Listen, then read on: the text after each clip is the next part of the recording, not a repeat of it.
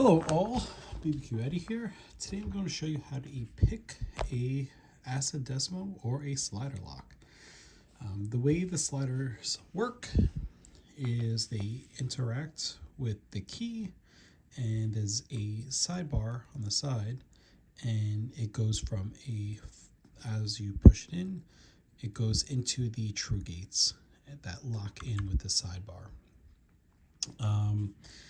This is one of my favorite locks because I was very skeptical at thinking I was going to be able to pick it, and lo and behold, it's now one of my go-to locks because I'm able to kind of determine the orientation of the specific lock.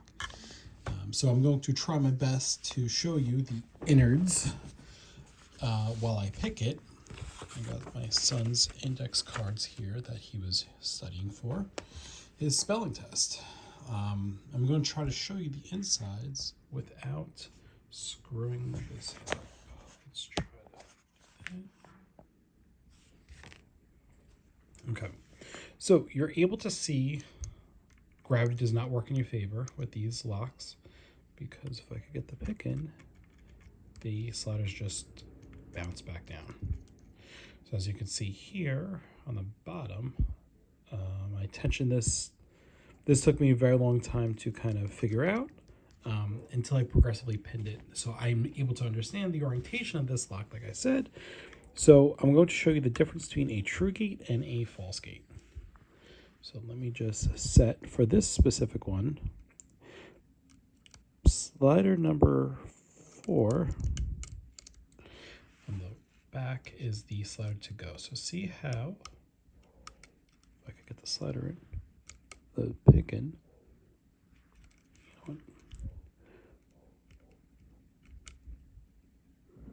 So it's very binding here. So I'm going to let go of tension a little bit, and I'm able to set it. So see how there is light, very, very slight movement here.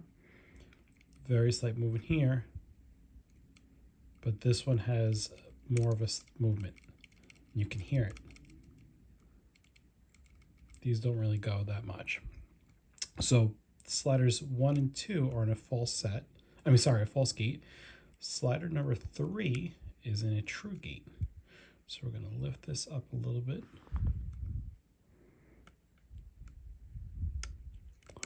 So now you can see this has movement. So like I said before, gravity does not work in your favor. So as you can see, if I was to go to the left side now, it's not as gravity where it's just going to fall down, but it's a different feeling than is on the side you're tensioning. So in order to see how, you couldn't see that because I'm an idiot. So see how it kind of bouncing back and forth. So now I overset that, and now I'm going to just slightly hit it down to try to get it into a gate. So you know you're in a true gate when other pins start moving around.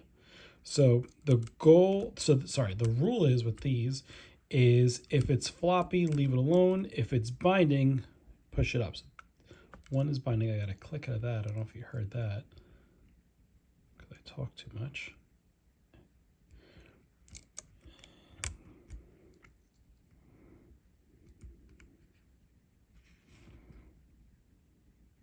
So right now, number 2 is binding very tightly. So I'm going to let go of tension a little bit and move my pick below it a little bit at the same time. So as you can see, you drop some, which is fine. You just go up and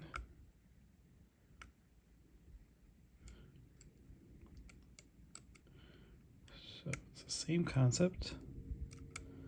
So you can see how it's kind of bouncing around a bit.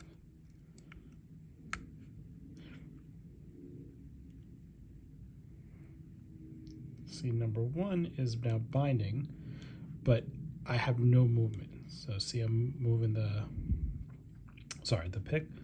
So now what I'm going to do is I'm going to let go of tension a little bit and push it up at the same time, so very slightly, and I drop that again. No biggie. Go back, pick it up, another false set. Same thing, and we should be opened. Oh, nope, I dropped number one. So it's a game of cat and mouse with this. All right, we should be open now. There we go. So, as you can see, the orientation, this is why I like the lock so much. You're able to understand the orientation of it. But the problem is that the feeling is very different from the left and the right side.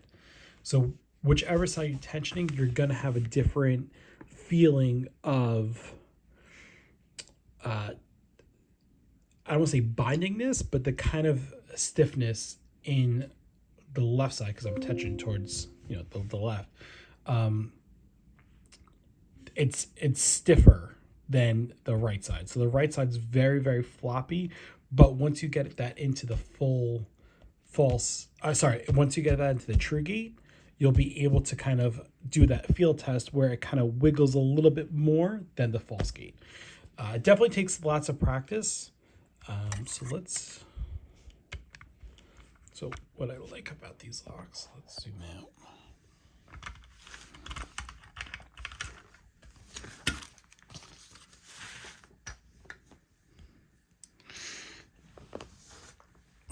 I'm just going to take out one slider. Hitting this is a lot easier, in my opinion, than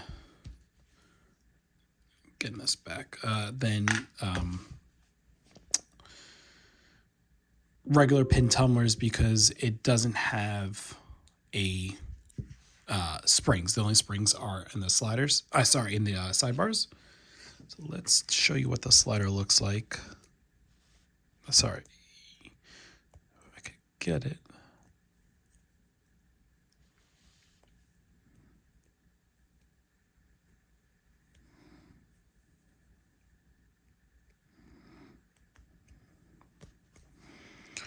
Okay, so this is the right side of the slider lock. So as you can see, zoom in a little bit, focus on that. So this right here, the pick, this one right here is the true gate. So as you can see, it's kind of has serrated edges. So that's one click up and two clicks up, and the third one is that. So when it interacts with the slider, the reason why it's very tight is, as you can see, the actual true gate is very, very serrated. So it's deeper, has a deeper spool, if you will. Whereas these more are like a serrated lock, and the pin tumbler, where there's not that much room for the sidebar to kind of even go. So right now I have my pick in, and I'm trying to move it up and down, and it won't. Same thing with this, up and down. But now this, it's able to kind of, go up and down more with the lock. Now, if you yeet this bad boy all the way up, you get this huge false gate where it's floppy loppy. So that's not a set. So you want to make sure that you get in there. Hopefully this helped you guys. Thank you guys for watching. Stay tuned for more videos.